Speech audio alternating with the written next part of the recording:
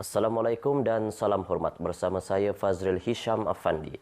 Berita Pagi Sarawak edisi Selasa 6 Julai dimulakan dengan laporan prestasi vaksinasi Sarawak setakat Ahad lepas.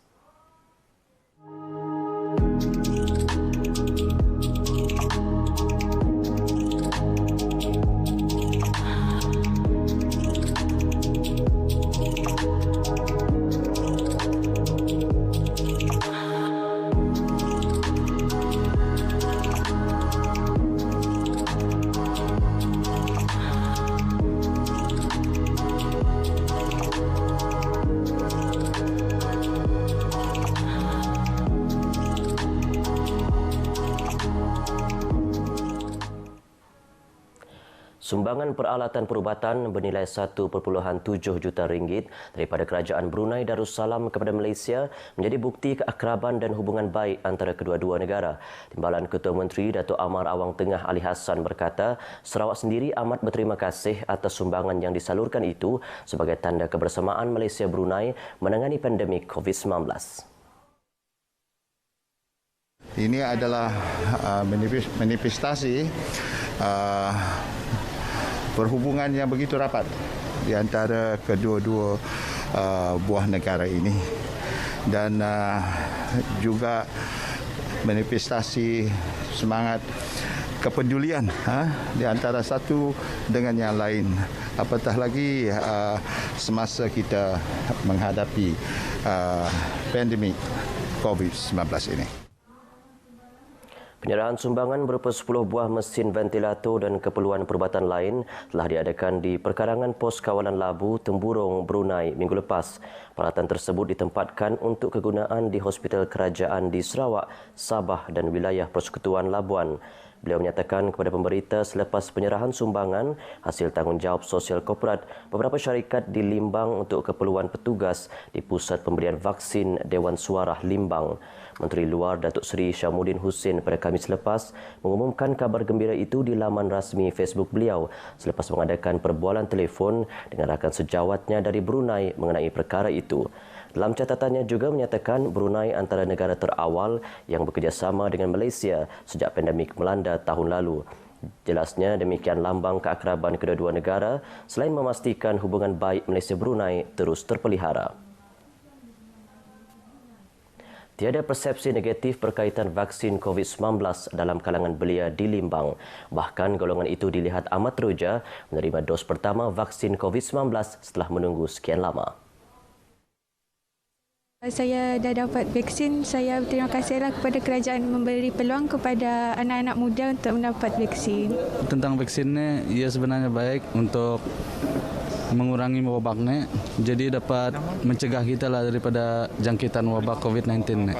Saya berterima kasih kepada kerajaan kerana telah memberi peluang kami untuk mendapatkan vaksin, kerana saya juga telah lama menunggu untuk mendapat giliran ini. Tinjauan RTM Limbang di Pusat Pemberian Vaksin PPV di Dewan Suarah Limbang, program imunisasi COVID-19 kebangsaan PICK yang dijalankan berjalan lancar. Malah kebanyakan para penerima vaksin turut memuji pengurusan PICK yang amat efisien dan teratur. Sambutan baik diberikan penduduk bagi proses pemberian vaksin melalui Pusat Pemberian Vaksin PPV Bergerak atau Mobile Outreach di kawasan Tubau dan Jelalong. Ia sekaligus menjadi pembakar semangat kepada petugas Kementerian Kesihatan Malaysia KKM dan para sukarelawan bergerak ke penempatan penduduk yang jauh di pedalaman. Dr. Pakar Perubatan Keluarga Dr. Sean Paul Wen yang merupakan pegawai perubatan yang menjaga program imunisasi COVID-19 kebangsaan PICK daerah Sebau mengakui pasukan mereka sentiasa bersedia dan bersemangat melakukan kerja-kerja di lapangan. Di mana kami pergi ke kawasan-kawasan di luar operasi Klinik Kesihatan Tubau yang berada jauh di dalam ulu dan menggunakan jalan perhubungan sungai, di mana kebanyakan penduduk di sini masih belum divaksin, dan kami pergi dari rumah ke rumah untuk memberi vaksin COVID-19 inilah kepada mereka. Menurut Dr. Sean, untuk ke rumah panjang penduduk, pihaknya perlu melalui laluan Sungai Jelalong yang cetek dan ia menjadi satu pengalaman penting kepada para petugas. Makan di atas bot dan kejadian bot terpaksa dibaiki semasa dalam perjalanan menjadi kenangan menjayakan misi 80% penduduk menerima vaksin COVID-19 di negeri ini. PPV bergerak itu turut disertai jawatankuasa bertindak Tubau Jelalong bagi menyelaras pergerakan dengan pihak rumah panjang atau tuai rumah. Kita lebih nemu lah bila je tinggal tuai rumah, nemu biak dirempu kena berapa ikut. Ngari ke rumah panjang dan ngigak berapa ikut kepada diberi dos 1 vaksin. Udahnya kena minta ke dos kedua pulai ke rumah panjang ke begitu berapa ikut sudah tu tadi ni. Kita berguna ke ahli-ahli jetek tu tadi. Ahli-ahli jetek leban ya semua tuai rumah ke nyari ahlinya tadi.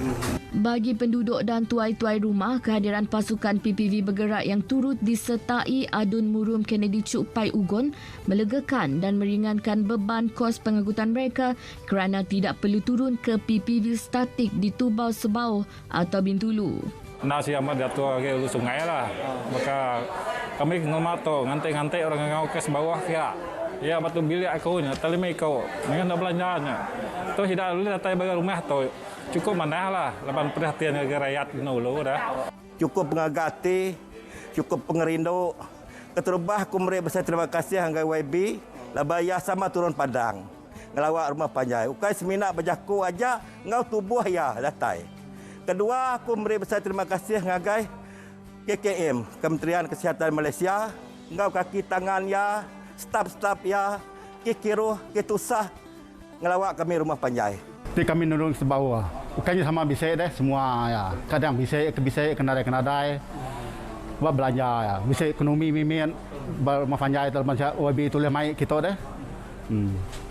Bala kekim, bala kekim boleh bayar kita. Puas mati kami. Ahad lepas, 114 penduduk telah divaksin dos pertama di 3 buah rumah panjang tersebut. PPV bergerak klinik kesihatan Tubau diteruskan semalam, rumah Julahi, manakala ke rumah Raymond Lahang dan Jok Anyi pada hari ini. Pada Rabu pula akan ke rumah panjang masyarakat Kenyah di Ulu Tubau iaitu rumah Alip Kuleh melalui Jalan Balak. Sementara itu, pembukaan pusat pemberian vaksin PPV bergerak di projek Perumahan Rakyat Bandaria Park di Bintulu turut membantu meningkatkan peratusan vaksinasi di bahagian berkenaan memandangkan kawasan terbabit berisiko tinggi. Rata-rata penduduk berterima kasih kepada Jawatan Kesihatan Bintulu atas penyediaan PPV di kawasan perumahan tersebut. Ucapkan terima kasih kepada Kerajaan Negeri Sarawak terutama Datuk Seri Tiong King Sing kerana memberi vaksin untuk PPR di sinilah. Perasaan kami amat bangga sebab Perdana Menteri dah memberi vaksin kepada penduduk PPR berada di Bintulu Sarawak ini dan ini selamat untuk rakyat Malaysia lah. Perasaanku berasa lega laban utai tu memang diantik-antik ku ngelama tu. Laban aku sebagai student bagi aku perlu jampat nerima yang po vaksin tu deh. Sebelum aku mau buat nurun ke sekolah. First yang nervous tapi alhamdulillah happy lah dapat. Kira-kira 1,000 penduduk di kawasan PPR Bandaria Park divaksin menerusi program tersebut. Sementara itu, penghulu Mau Bohom yang ditemui di Dewan Masyarakat Stalun, Tanjung Manis berkata dengan adanya PPV bergerak ini, ia amat memudahkan urusan vaksin tanpa perlu ke bandar. Sangat bagus dan memuaskan hati semua penduduk atas sebab dulu dirancang di vaksin di daerah Melawai. Tapi memandangkan keadaan geografi dan transport masalah pengangkutan, YB dan residen bagian mengupah muka boleh mengatur program vaksinasi di Dewan Kampung Stalun. Terima kasih.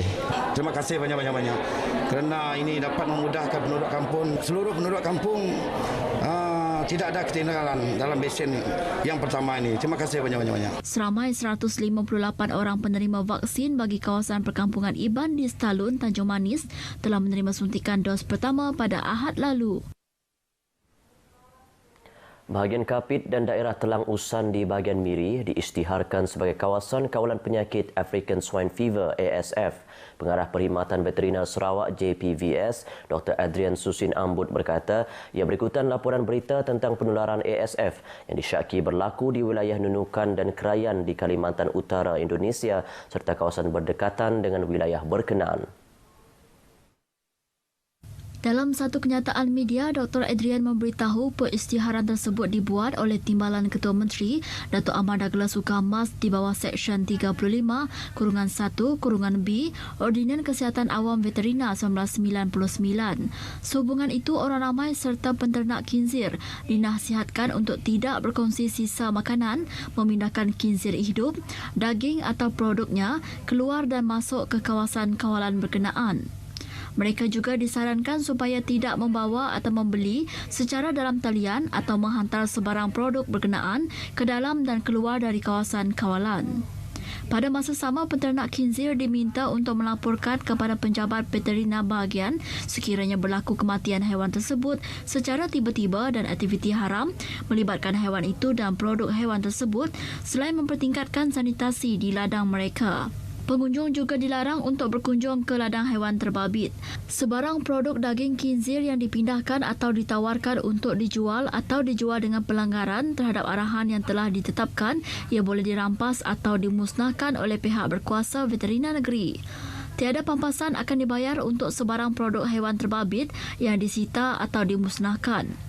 Beliau menambah membawa daging atau produk khinzir dari Indonesia tanpa permit dari jabatan berkenaan merupakan satu kesalahan di bawah Seksyen 9-1 Ordinan yang sama.